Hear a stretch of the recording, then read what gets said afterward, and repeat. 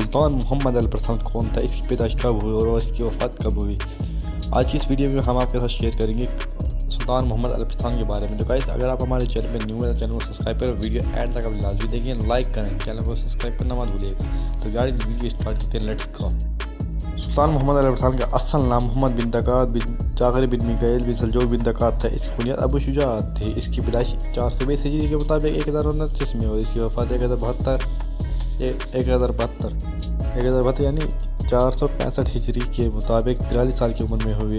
محمد کی پرورش خاصہ میں ہوئی اور اس کا دارالحکومت مرو تھا۔ مرو میں بچوں کی پرورش چھوٹی عمر سے جہاد اور لڑائی سے ہوتی تھی، اس لیے محمد ایک بہادر اور مضبوط جنگجو بن گیا۔ سیاست کا نظام اس نے حسن سے سیکھا، جس میں پاک قرآن اور دیگر چیزیں شامل ہیں،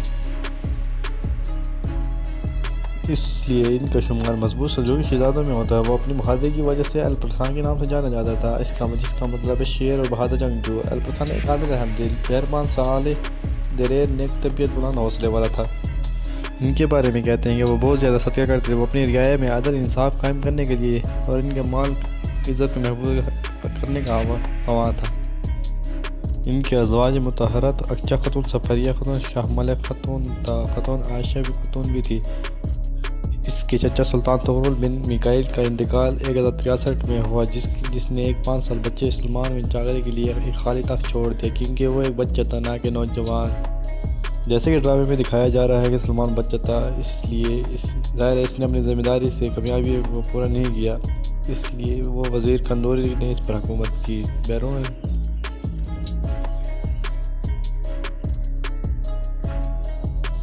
سرداروں نے ملک الپرسان کے ساتھ 1063 کے آخر میں تخت پر قبضہ کر لیا۔ قبضہ کرنے سے پہلے ایک بڑی جنگ ہوئی۔ الپرسان شاندار فتح حاصل کی اور اپنے چھوٹے بھائی سلمان کو معاف کر دیا، لیکن اس نے اسے جلا وطن کر دیا، اس لیے ان کا شمار مضبوط سلجوقی شہزادوں میں ہوتا ہے۔ وہ اپنی بہادری کی وجہ سے الپرسان کے نام سے جانا جاتا ہے، جس کا مطلب شیر اور بہادر جنگجو تھا۔ الپرسان ایک عادل، رحم دل، مہربان، صالح، دلیر، نیک طبیعت، بلند حوصلے والا تھا۔ ان کے بارے میں کہتے ہیں کہ وہ بہت زیادہ صدقہ کرتے، وہ اپنی رعایا میں عدل انصاف قائم کرنے اور ان کے مال عزت کو محفوظ کرنے کا خواہاں تھا۔ ان کے ازواج مطہرات اقچہ خاتون، صفریہ خاتون، شاہ ملک خاتون تھی۔ اس کے اولاد میں ملک شاہ تیتش، ارسلان ارغون، طغاف شاہ، تگتگین، ارسلان شاہ، ایاز تغرل، صفریہ خاتون، زلیخا خاتون، عائشہ خاتون تھی۔ اس کے چچا سلطان تغرل بن میکائیل کا انتقال 1063 میں ہوا، جس نے ایک 5 سال بچے سلمان بن جعفر کے لیے خالی تخت چھوڑ دیا، کیونکہ وہ ایک بچہ تھا نہ کہ نوجوان۔ جیسا کہ ڈرامے میں دیکھا جا رہا ہے کہ سلمان بچہ تھا، اس لیے ظاہر ہے کہ اس نے اپنی ذمہ داری کامیابی طریقے سے پوری نہیں کی، اس لیے وزیر کندوری نے اس پر حکومت کی۔ سرداروں نے ملک شاہ کا ساتھ دیا اور 1063 کے آخر میں تخت پر قبضہ کرنے کے لیے ایک جنگ ہوئی۔ الپرسان نے شاندار فتح حاصل کیا اور اپنے چھوٹے بھائی سلمان کو معاف کر دیا، لیکن اس نے اسے جلا وطن کر دیا۔ الپرسان نے اپنی لڑائیوں کا آغاز اپنے چچا زاد قلتمش کے ساتھ کی، جو اپنی عظیم فتوحات کے لیے مشہور تھا۔ قلتمش بے نے اس کے خلاف بغاوت کر دی اور 1064 میں بیعت کرنے سے انکار کر دیا اور ان کے درمیان فیصلہ کن جنگ ہوئی، جس کا اختتام الپرسان کی فتح پر ہوا۔ اس کے بعد اس کے بڑے بھائی قارود نے اس کے خلاف بغاوت کر دی۔ الپرسان نے اسے شکست دے کر اسے معاف کر دیا۔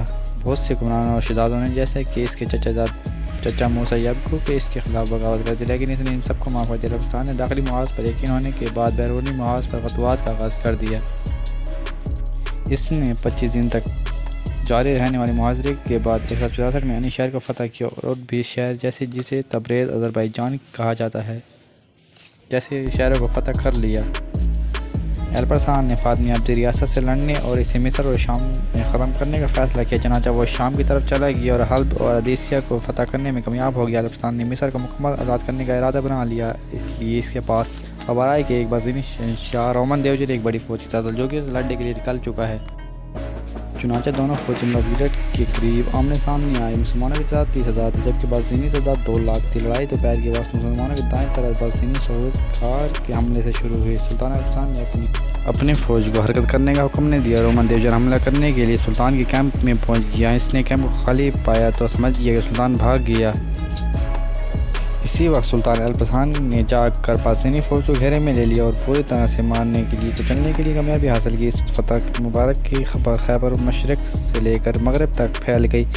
خلیفہ نے الپرسان کو ابو نصر کا خطاب دیا اور اب 43 سال کی عمر میں 1052 میں وہ مزگرت کی جنگ کے بعد چند ماہ بعد یوسف الخورزی نامی ایک کمانڈر ان کے پاس آیا۔ اس نے سلطان کی توہین کی، سلطان نے اس کو مارنے کے لیے کمان نکالا۔ اس نے زہر آلود چھری سے نکالی اور سلطان پر وار کیا، اس کے بعد سلطان مر گیا۔ گائز ویڈیو اینڈ کرتے ہیں، بہت زیادہ تھک چکا ہوں۔ اگر ایک ویڈیو پسند آئے ہو تو ہماری ویڈیو کو لائک کریں، چینل کو سبسکرائب کریں۔